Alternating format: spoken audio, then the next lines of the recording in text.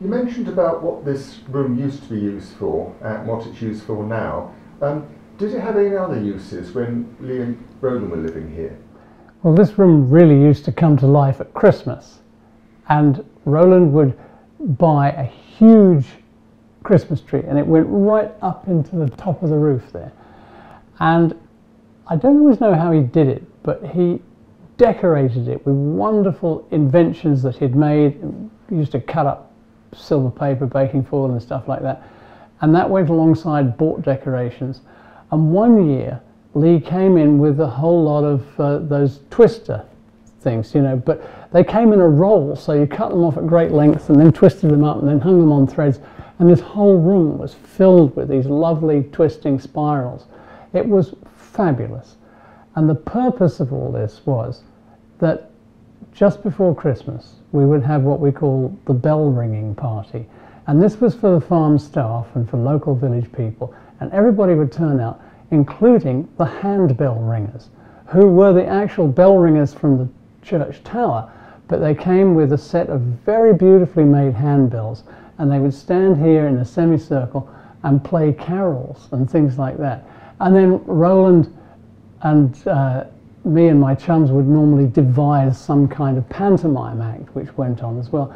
It was absolutely delightful, and people seemed to really enjoy it because there was lots of good food and there was lots of beer and everything like that. And it was in times of shortage in the early 50s. It was really appreciated, and I remember those evenings with tremendous affection. It was just really good, homegrown, unforced fun. Did you and your friends get a chance to decorate the tree, or was it all done by Lee and Roland?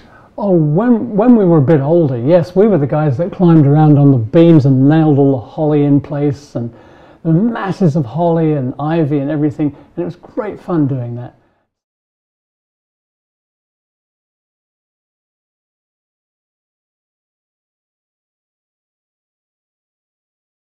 And the pantomime and the bell ringers and the tree and the guests were all sort of crammed in here to give it atmosphere, is that right? It certainly was a very, very warm and a very kind of close atmosphere, and it was lovely because there was a complete cross-section of age and occupation and everything else like that, because there could be some of Roland's friends from London, and at the same time the guys off the farm, and there was this incredible kind of fusion of culture and character.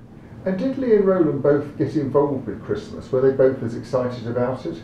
I don't think they had much reference to the religious side of it at all, but they saw it as a wonderful opportunity to have a very social gathering and to really have wonderful food, and also they enjoyed giving people things, and they were very generous with their gifts.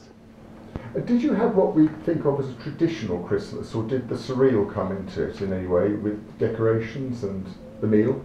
The surreal was ever present, but it was blended with what you would call a conventional Christmas, except nothing ever quite was conventional in this house. So, you know, the brandy butter or something would be actually coloured with food colouring and then piped out of a forcing bag